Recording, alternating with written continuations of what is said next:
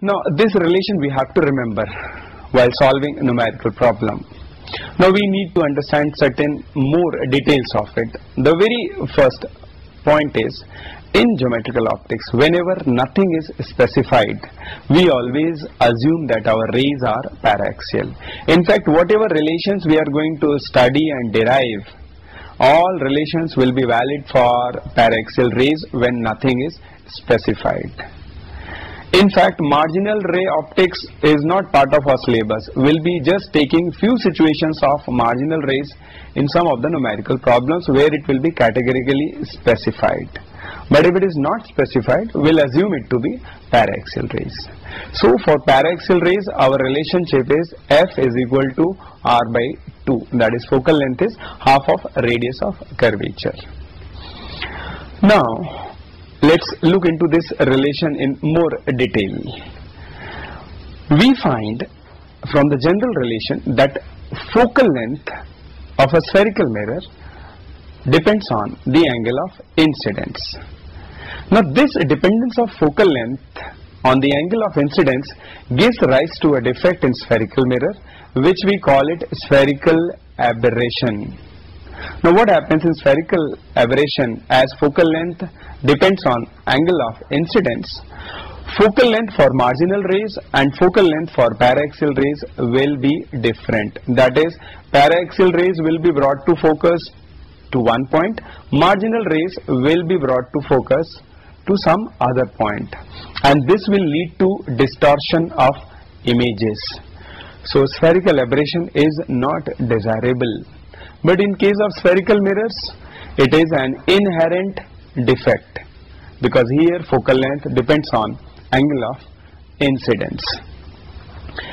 Now what to do to avoid this spherical mirror? Now the situation is very clear. We cannot eliminate spherical aberration in spherical mirrors. We can use two measures to minimize this defect in spherical mirror. The first is, we should use small aperture mirrors. Again, I told you earlier that aperture relates to the size of the mirror. When we are using small aperture mirror, we mean that we are having paraxial rays only. So this defect will be minimized. Now in situation where it is not possible to take mirrors of small size or mirrors of small aperture, we need to use blocks. So we can use stoppers or blocks which will prevent marginal rays either or paraxial rays hitting the mirror. We will just allow either paraxial rays to hit the mirror or marginal rays to hit the mirror.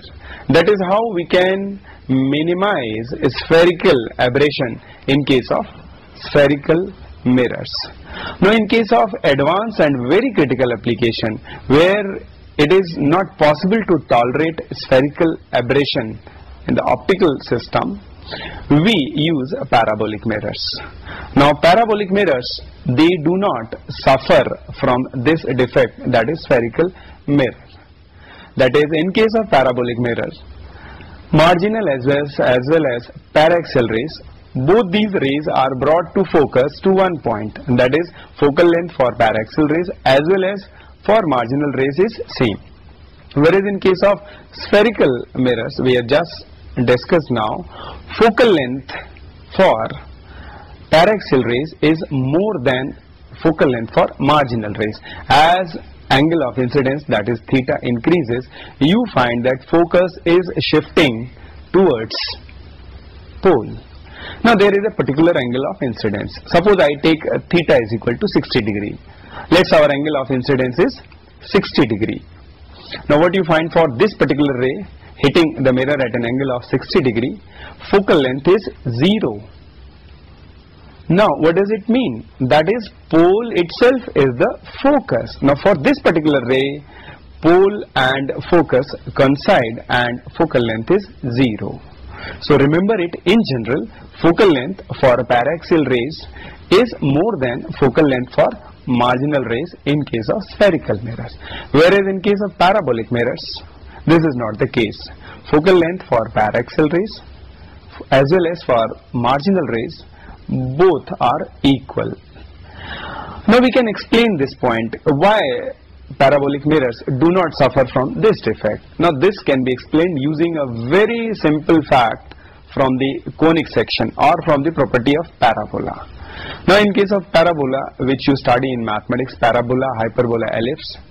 Now we have a very simple property of parabola which states that normal at any point on the parabola divides the line joining focus and the point of incidence and line parallel to principal axis and passing through that point in equal angles. Because of this property, parabolic mirrors do not suffer from this defect.